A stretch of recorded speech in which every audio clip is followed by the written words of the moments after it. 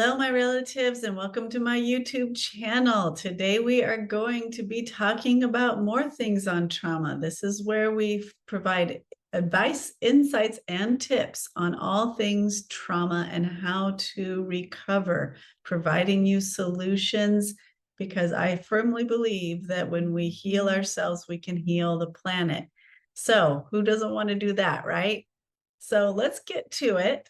My name is Carrie McCarthy. I'm a registered art therapist and licensed professional clinical counselor with 23 years of experience in the art therapy field. And I have worked in the hospital systems and I'm the CEO and founder of Startup Art Therapy to rewire your brain.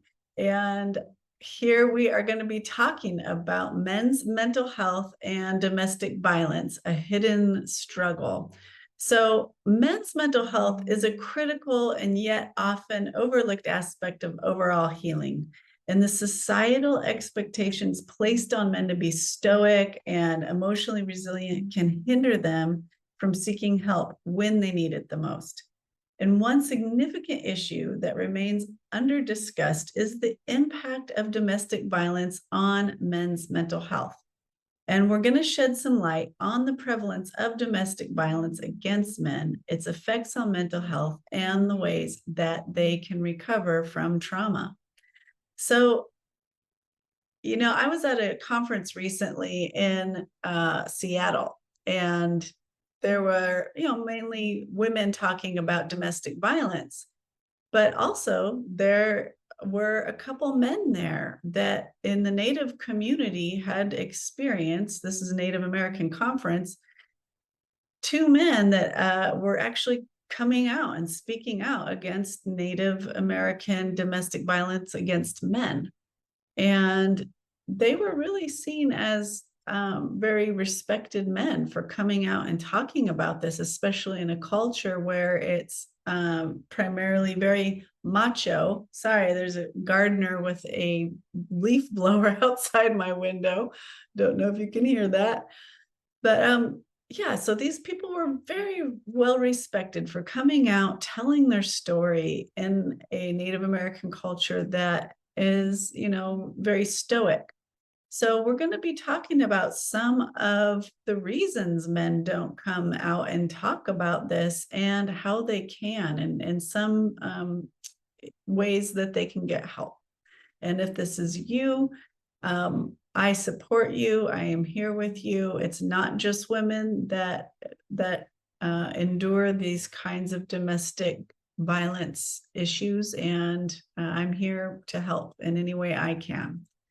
So it's also, domestic violence is just commonly perceived as being a woman's issue, right? But men are also victims. And according to the National Intimate Partner and Sexual Violence Survey, approximately 1 in 9 men experience severe intimate partner physical violence, sexual violence, or stalking.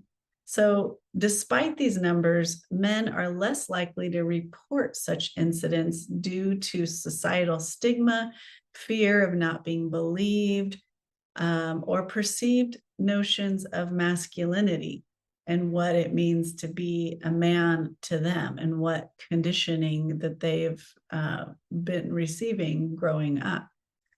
So, the psychological toll of this, of being a domestic violence survivor as a man, it can be really profound. They can often experience depression and anxiety, which can include persistent feelings of sadness, hopelessness, and anxiety.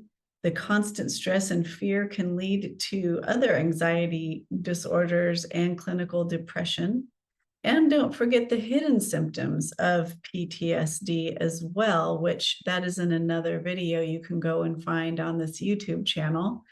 And that's really important too, because sometimes people don't even realize that they're being affected. Especially men in domestic violence situations, they think, oh, that's just happened a couple of times. I'm okay, I'm fine. But underlying, their limbic system might be detecting danger and be scanning the environment for the next time this kind of experience is going to occur and create a subconscious anxiety, a subconscious fear and anticipation that something is going to happen. It can also cause post traumatic stress disorder um, that could be characterized by flashbacks and nightmares and severe anxiety related to the traumatic event. It can also be creating some kind of issues that, and this happens very commonly with women when they are um, being abused by spouses and the cops are called and the police arrive, and then the woman gets mad at the police because even though she's feeling captive and that she is, depending on this provider to keep the family alive and to keep her safe in a way, even though she's not safe, because domestic violence can actually result in death. There's those kinds of psychological distortions that can happen too, where the um, perpetrator can actually be seen as a hero.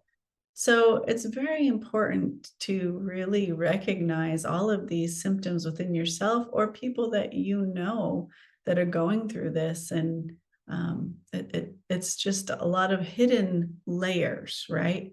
So substance abuse to cope with the trauma is another symptom that can happen, a psychological effect that men can turn to alcohol or drugs, leading to substance abuse issues that further complicate their mental health and their social lives, as well as their relationships.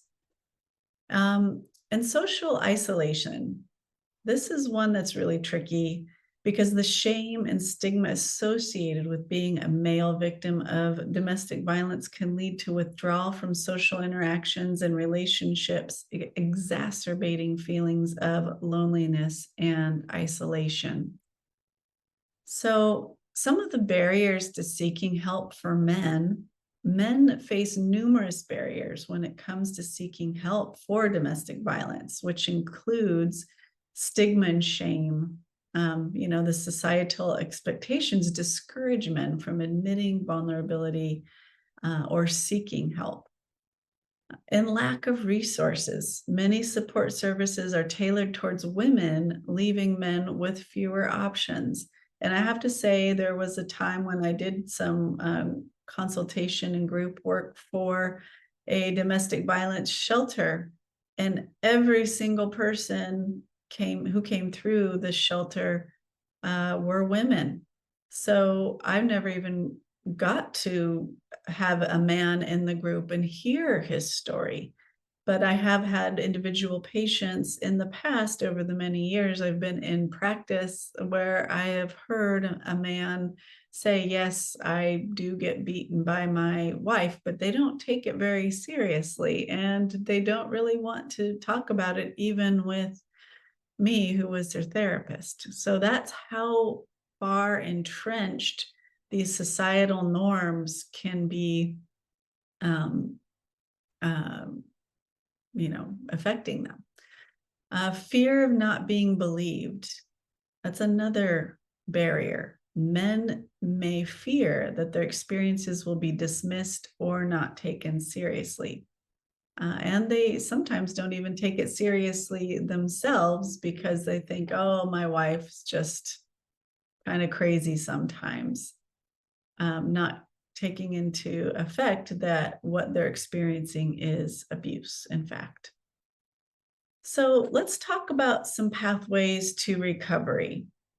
It is possible to completely recover from domestic violence, making sure that you're getting couples counseling for one to see if there's something that can be worked out, having the abuser get individual counseling and anger management, and to be able to get your own counseling so you can work through a lot of this trauma that you've been experiencing and decide whether it's healthy to stay in a relationship, whether it's marriage or common law marriage, or a live-in situation, or not a live-in situation. So there's many forms this can take. So one of the ways is therapy and counseling, and neuroscientists have posited that getting both sides of the brain is very important in trauma work, getting both sides of the brain engaged. So having this trauma work where you are engaging two sides of the brain is important. Art therapy is one of them because art is using the right brain where trauma is stored and language, whereas the verbalization center. So you're creating that cortical consolidation and communication between both hemispheres of the brain. EMDR does something very similar where you're doing some bilateral work. You're getting both the left and the right brain engaged and using imagery in the form of thinking of the traumatic event and then verbalizing about it. So it's very similar in the neuroscience of the two with neurodevelopmental art therapy and EMDR, eye movement deprogramming resensitization. I forgot what it stands for. Okay, let's move on. And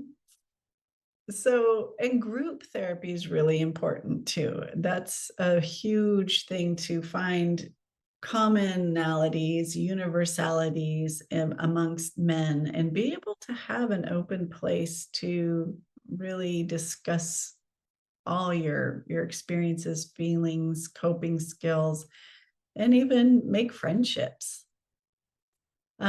Support networks with friends and family, support groups that, like I've just talked about with male survivors of domestic violence, is really huge, really important.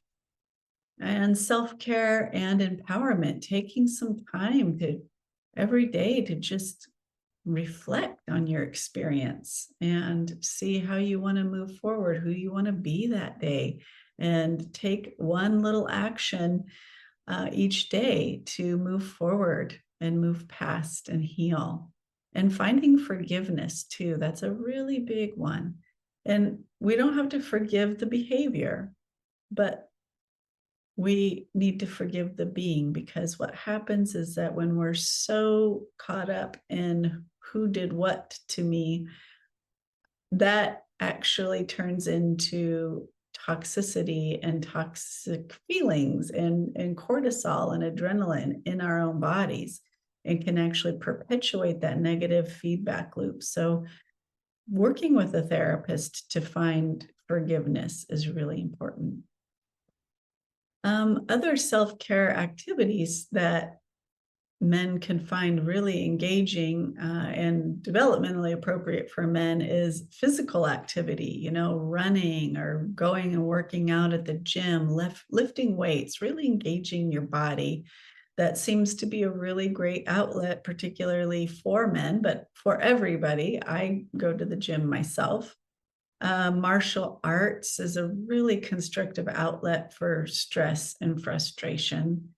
Mindfulness and meditation, this is being practiced by men and women alike now. It used to be seen as kind of a woman's thing, but there's plenty of men that are meditators, that are doing yoga, living a mindful life. So this is a good way to just get in touch with yourself, get in touch with your heart and what's acceptable and what's not for you. And it improves emotional regulation. It helps with stress, and it really just enhances overall well-being. And of course, pursuing hobbies and interests. So engaging with these activities that bring you joy and fulfillment. And it can help men reconnect with themselves and build identities outside of trauma, outside of the home, and start to bring in some fresh energy into the home and feel augment a sense of self and agency, and building a new narrative, a new story for yourself, that you are worthy, you are loved, and you deserve a lot more than being abused. So I want you to know this.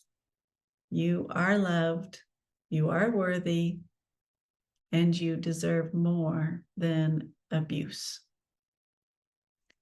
So, in all, domestic violence is a critical issue that deserves a lot more attention and more resources. And so, if you or somebody you know are suffering from domestic violence as a man, I'm here to help. And you can just click on my scheduling link below and get a free 20-minute discovery call with me to see if you would want to work with me to do some trauma recovery around your abuse or somebody that you know. So please like, share, and subscribe to this YouTube channel so you can stay tuned for more advice, insights, and tips on all things trauma. And I hope you have a beautiful day and a good trauma recovery journey. Heal the people, heal the planet.